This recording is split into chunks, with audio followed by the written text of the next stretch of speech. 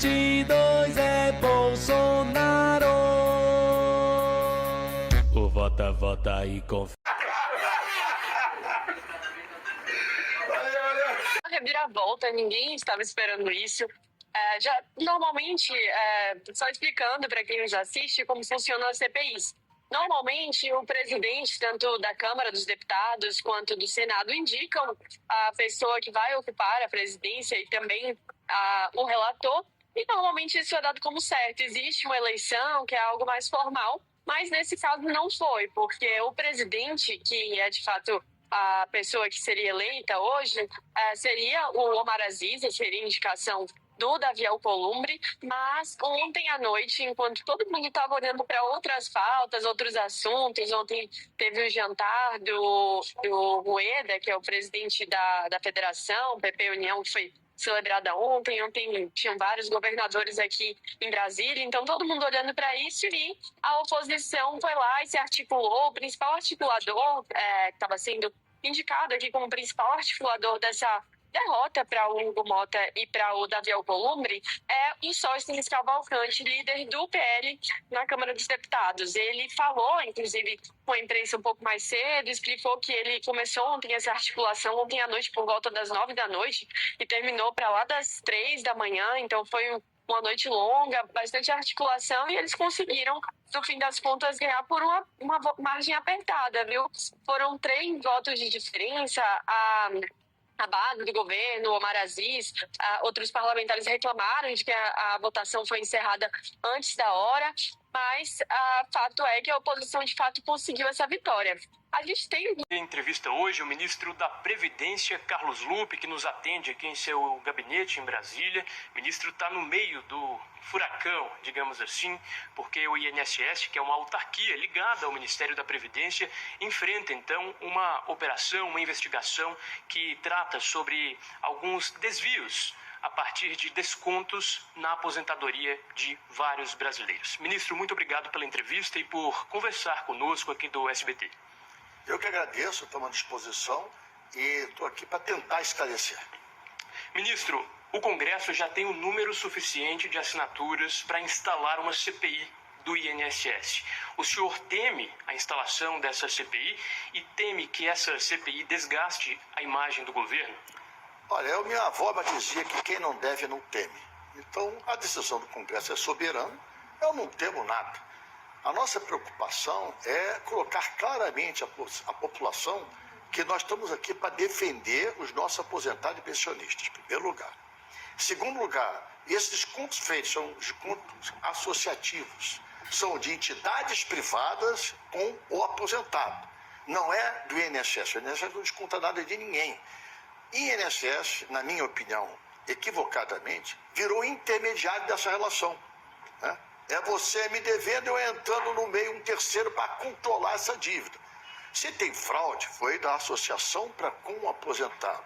O erro do INSS aí é não ter agido com mais rigor no credenciamento dessas instituições, no acompanhamento dessas denúncias de fraude, que já acontece há muitos anos, e é isso que está dando essa polêmica inteira. Pois é, eu queria perguntar desde quando o senhor sabia da existência dessas fraudes? Qual foi o primeiro momento que o senhor teve contato com esse tipo de fraude? Denúncias desse tipo pela 195, que é o canal que faz a denúncia da Previdência Social. Da nossa plataforma digital, Meu INSS, dos canais de ouvidoria da Previdência sempre existiram, não é de hoje.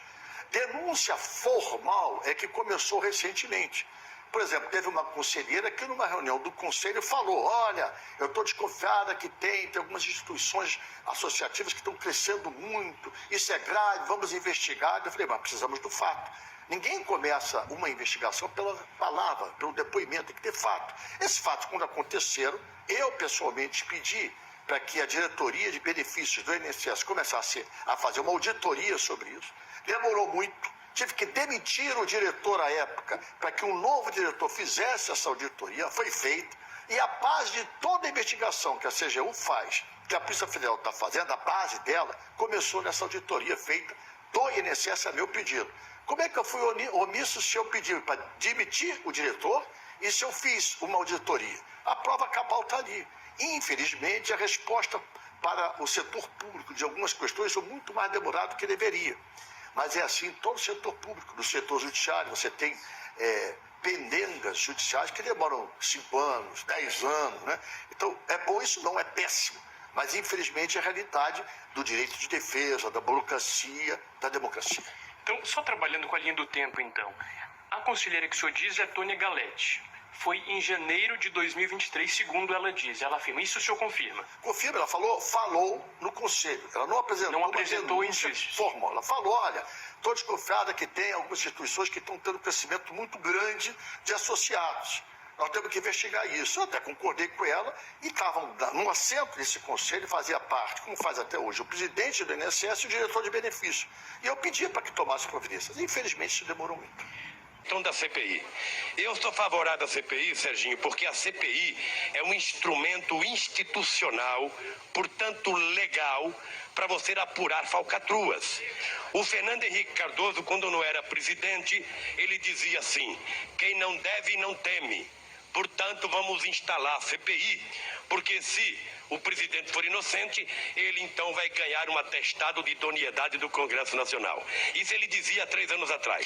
Agora que ele é o presidente, ele adota político dedando que se recebe e fala assim: CPI vai atrapalhar o Brasil, CPI vai fazer isso, CPI não atrapalha o Brasil. Ela é de uma rasteira em Davi Alcolumbre, Hugo Mota e principalmente o desgoverno. A oposição no Congresso Nacional conseguiu derrotar nesta quarta-feira 20 as indicações do presidente do Senado, Davi Alcolumbre, e do presidente da Câmara, Hugo Mota, para o comando da Comissão Mista de Inquérito, que apura desvio no INSS. A maioria do colegiado, pessoal, acabou de eleger Carlos Viana, que é aliado de Bolsonaro, como presidente, frustrando assim as pretensões do governo e de Davi Alcolumbre, que já dava como certa a escolha de Omar Aziz. Tomaram na lata. Também havia um acordo para que o deputado Ricardo Aires, do Republicanos, que foi indicado por Hugo Mota, assumisse a relatoria do colegiado. Mas só que, porém, pessoal, o novo escolhido por Viana foi o deputado Alfredo Gaspar, que é também aliado do ex-presidente Jair Bolsonaro. Ou seja, o governo acabou de se ferrar no Congresso Nacional. Após o resultado, pessoal, o senador Omar Aziz, que estava crendo que seria o presidente da comissão, chegou a dar chiliques, dizendo que a votação havia sido encerrada antes que todos pudessem votar. É uma disputa